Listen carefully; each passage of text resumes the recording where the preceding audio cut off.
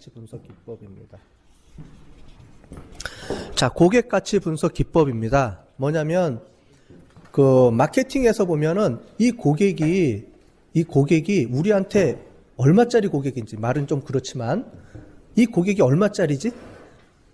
평생 우리한테 얼마 정도의 수익을 창출해낼 수 있는 고객이지? 라는 거를 계산을 해야 어떤 고객이 우수 고객인지, 그래서 어떤 고객을 타겟으로 해서 내가 관리를 해줘야 되는지를 파악할 수가 있겠죠. 그런 부분에서 그냥 막연하게 저 고객은 뭐 우리한테 자주 방문하니까 우리 로얄 고객이다, 이렇게 해야 되는 건지, 아니면 저 고객은 실질적으로 우리 회사에 그 매출액을 많이 올리니까 우수 고객이다. 일단 매출액 중심으로 하긴 하겠는데, 그런데 한 번 사고 끝난 고객과 조금씩 여러 번 사는 평생 고객과 도대체 누굴 로얄 고객으로 해야 되느냐라는 측면에서 마케팅에서 쓰는 이제 계산 기법 중에 하나가 뭐냐면, 고객이 우리한테 줄 수 있는 가치를 계산을 해서 하자라는 건데, 커스터머 라이프타임 밸류라는 게 있어요. 고객 생애 가치. 이 고객이 우리 기업에 평생 동안 얼마 정도의 가치를 부여줄 수 있는지. 물론 중간에 여러 가지 변수가 있겠지만 그래도 어느 정도 예측을 해서 이런 고객들은 우리가 로얄 고객으로 잘 관리해줘야 된다. 아니다, 이 고객은 그냥 원타임성이니까 그냥 한번 관리해주면 되고 지속 관리 노력을 안 들여도 되겠다.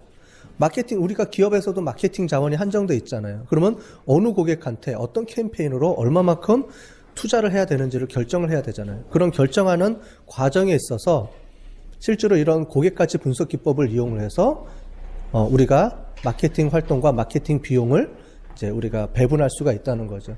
우리가 마케팅, CRM 중심의 마케팅 활동에서도 나왔잖아요. 고객을 세분화해가지고 어떤 고객한테 어떤 메시지를 뿌려주고 얼마큼의 돈을 투자할 건지, 이런 게 다 결정이 돼야 된다 그랬죠.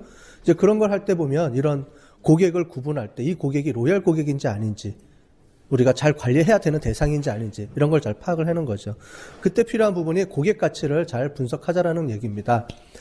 그런데 고객 가치를 할 때 재무적인 관점에서 고객 가치를 보는 게 있어요. 그거를 우리가 가장 대표적인 게 커스터머 라이프타임 밸류고요. 이걸 가장 많이 쓰고, 이런 커스터머 라이프타임 밸류 말고도 커스터머 이쿼티라는 게 있어요. 고객 자산. 뭐냐면 기업에서도 보면 우리가 그 자산 자본은 아시죠? 그죠? 재무제표에 보면은 자산은 자본 플러스 부채잖아요. 그죠? 기업에 자기가 투자한 자본과 빌린 부채가 합쳐져서 기업이 어떤 물건을 샀는지 쭉 하는 게 자산이잖아요. 그 자산 중에 뭐 여러 가지 자산들이 있지만 뭐 고정 자산, 뭐 유동 자산, 뭐 이런 여러 가지 것들 들었죠. 회계학 원리 시간에.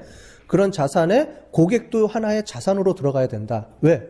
이 고객이 우리한테 평생 동안 얼마의 그 수익을 보장해 줄 수 있는 거니까 이것도 하나의 자산으로 들어가야 된다. 이런 자산을 계산할 때 고객 생애 가치를 계산을 해서, 이제 말하자면 예를 들자면 M&A 같은 경우에, 그 기업 인수 같은 경우에 단순하게 대차대조표만 보는 게 아니고 그 이외에 다양한 무형 자산이라는 게 존재한다는 거죠. 근데 코카콜라 같은 경우는 브랜드 자산 가치만 해도 엄청나죠. 그죠? 일반 코카콜라의 고정 자산 이런 거보다는 브랜드 가치가 더 커. 코카콜라는. 그죠? 뭐 이런 것처럼 우리가 고객도 하나의 몇 명의 고객이 있고 이 고객으로부터 우리가 얼마나 가치를 얻을 수가 있는지, 이런 것들이 실제로 하나의 자산으로 계산돼야 된다라는 거죠. 그 다음에 이제 고객 점유율, 시장 점유율과 고객 점유율 뭐 어떻게 틀린지 뭐 이런 부분들을 한번 쭉 보게 될 거고요. 그 다음에 고객 관계를 활동하는 활동 지수들이 있습니다. 이걸 가지고서도 우리가 고객 마케팅 전략을 취하는 데 도움을 줄 수가 있어요. 그래서 여러 가지 활동 지표들이 있고 가장 대표적인 게 RFM이라는 게 있습니다. 마케팅을 하면 RFM 정도는 알아야 돼요. 어디 가서 여러분들이 나는 마케팅 쪽에 관심 있어요. 그러면 RFM이라든가 CLV, 그죠? 이런 용어들은 어디 가서 얘기할 수 있어야 돼요. 혹시 이 중에서 마케팅에 관심 있는 사람들은. 그 RFM이라는 거는 Recency, Frequency and Monitoring입니다. 그래서 Recency라는 거는 이 사람이 얼마나 자주 방문하느냐, 그러니까 얼마나 최근에 방문했는지, 최근에 이제 물건을 샀는지 구매했는지에 대한 내용을 조사를 해서 파악하는 방법이고요. 프리퀀시, 이 사람이 몇 번 우리 물건을 샀지라는 게 그거고, 모니터링 같은 경우는 이 고객이 얼마나 우리한테 수익을 창출해줬지라는 겁니다. 세일즈, 영업, 이제 매출액이 되겠죠. 그 사람의. 이런 부분들을 이용을 해서 RFM 분석 기법을 사용해가지고 이 고객을 카테고라이즈 시켜서 고객을 세분화시킬 수도 있어요. 이해되셨죠? 여기서 이제 이 모니터리 같은 부분은 이제 고객 생애 가치나 고객 순 자산 가치랑 연동이 돼서 분석할 수도 있겠죠. 그죠? 어쨌든 이 두 가지 부분에서 한번 보도록 하겠습니다. 마케팅에서 많이 쓰는 용어가 CRM 쪽에서 고객 생애 가치라는 말이에요. 이 사람이 여기 보면 나오죠? 이 고객들로부터 미래 일정 기간 동안에 얻게 될 수익 플러스 비용을 얘기하는 거죠. 그거를 할인율에 의거하여. 왜냐하면 미래 가치니까 그걸 현재 가치로 계산해야죠. 그죠? 미래의 3만 원은 현재 가치가 얼마나 되느냐. 현재 3만 원은 미래 얼마가 되겠지? 여러분들 재무관리 다 배웠죠? 안 배웠어요? 재무관리. MPV 이런 거 배웠어요? 안 배웠어요? 재무관리 필수 아닌가? 필수는 아니에요? 필수 아니면은 넘어갑시다. 그러면 할인율 이런 거 모를 거 아니야? 할인율 알아요? 할인율 이런 거 몰라요? 할인율이라는 건 이거죠. 지금의 1,000원과 1년 뒤에 1,000원이 있어요. 그러면 어느 게 더 가치가 큰 거죠? 지금의 1,000원이죠. 1년 뒤에 1,000원 만약에 이거예요. 지금 1,000원 가지고 내가 과자 한 봉지를 샀어요. 1년 뒤에는 인플레이션에 의해 가지고 과자가 1,200원이 될 수 있잖아. 그죠? 그러면 미래 1년 뒤에 1,000원은 지금 1,000원보다 가치가 떨어진 거죠. 왜냐면은 내가 화폐 가치라는 거는 실물 가치보다는 이게 떨어지잖아요. 그죠? 이제 그걸 우리가 할인율이라고 합니다. 할인율, 이자율 또는 인플레이션율. 우리가 물가지수라고 하죠. 매년 소비자 물가지수가 얼마만큼 인상하느냐. 이게 실제로 여러분들이 물건을 구매하는 소비자 물건들 있죠. 그런 것들이 계속 이제 값이 계속 증가하죠. 이제 그거를 이제 이자율이라고 하죠. 소비자 물가 상승률. 이제 그런 게 이제 여러 가지 할인율이나 이런 거하고 연동이 돼서 움직이죠. 이제 그래서 이제 이자율이라는 건 우리가 미래의 가치 또는 현재의 가치를 미래의 가치로 계산할 때 또는 미래 가치를 현재 가치로 계산할 때 쓰는 일종의 물가 상승률입니다. 그래야지 이제 실제 그 미래 가치를 계산해낼 수가 있기 때문에 이제 그런 부분들을 이용하는데 이자율을 할인율을 이제 쓰는데 이제 그거를 이제 고객 생애 가치라고 하죠. 그래서 실제로 1년차, 2년차, 3년차 해가지고 이제 평생 고객으로 우리가 삼는 데 있어서 가치를 계산해야 되는데 실제로는 이제 1년차의 공원이익이라고 합니다. 공원이익이라는 게 뭐냐면 그 마진이라고 우리가 얘기하죠. 마진. 자, 1,000원짜리 샀는데 이 1,000원짜리 물건을 사는데 투입된 비용이 700원이야. 그러면 300원만 내가 이득을 갖는 거죠. 이거를 우리가 공원 마진이라고 합니다. 자, 그런 공원 마진과 그 다음에 처음에 이 고객을 신규 유출하기 위해서 마케팅 비용도 뭐 광고도 때리고 뭐 해도 해야죠. 이제 그런 것들을 우리가 신규 고객 획득 비용이라고 하고요. 2년차 때도 마찬가지로 이 고객 공원 마진하고 2년차 때는 신규 고객이 아니고 고객을 유지하기 위한 비용이 또 따로 들겠죠. 이제 그런 비용들을 빼주면 이제 이런 부분들이 고객 가치죠. 이런 2년차, 3년차, 4년차를 나중에 할인율로 나누게 되면 미래 가치를 현재 가치로 환산해줘야 지금 현재를 전체적으로 이 사람이 얼마 정도의 가치가 있는지를 우리가 계산해낼 수가 있으니까 이제 그렇게 됩니다. 그래서 고객 생애 가치 분석 방법은 고객 유지율 관점에서 분석하는 방법이 있고요. 고객 생애 기간 관점에서 분석하는 방법이 두 가지가 있습니다. 이 두 가지를 한번 다 살펴볼 텐데 기업마다 우리 고객에 대한 정보가 제한되어 있어요. 어떤 기업은 많이 있고 어떤 기업은 적게 있고 그래서 이 두 가지 중에 그 기업의 상황에 맞게끔 여러분들이 계산해 줄 수가 있습니다. 총 4가지 방법으로 우리가 계산해 줄 거예요.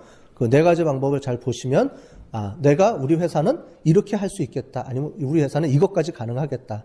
이렇게 분석할 수가 있겠습니다. 자, 그렇다면은 예를 들어서 한번 우리가 그 CLV라는 부분에 대해서 한번 보겠습니다. 고객 가치, 고객 생애 가치요.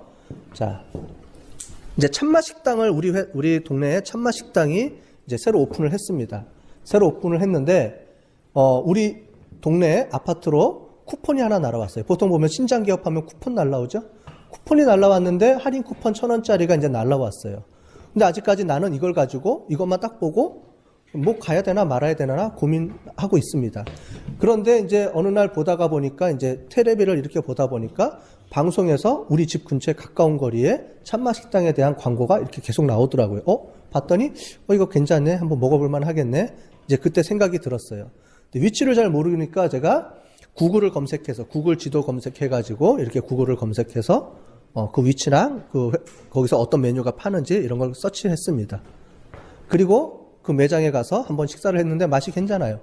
그래서 1년에 한 20만 원어치 가서 계속 1년 동안에 제가 식사를 해서 그쪽에 매출액을 올려줬어요.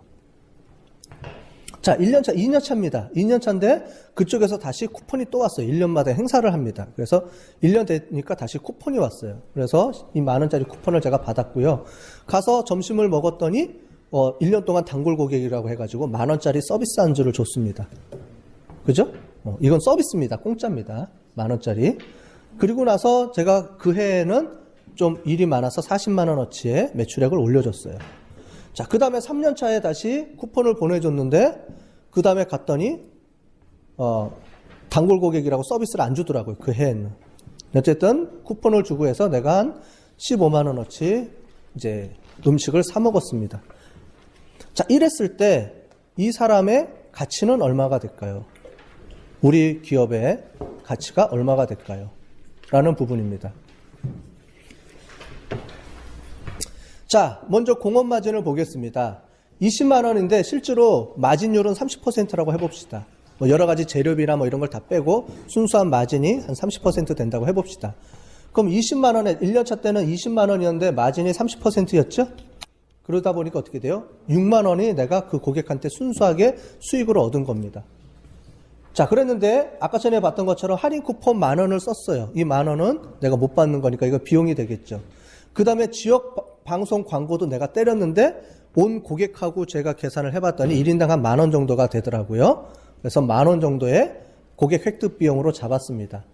그 다음에 구글에다가도 광고를 했더니 그 광고한 비용을 우리 온 고객하고 나눠봤더니 또 5,000원 정도가 우리가 나왔습니다. 자, 1년차 때 그래서 이 사람이 우리한테 우리 회사에 준 고객생의 가치는 계산을 해봤더니 6만 원에서 10,000원, 10,000원, 5,000원을 빼면 35,000원이 순수익이 되겠죠.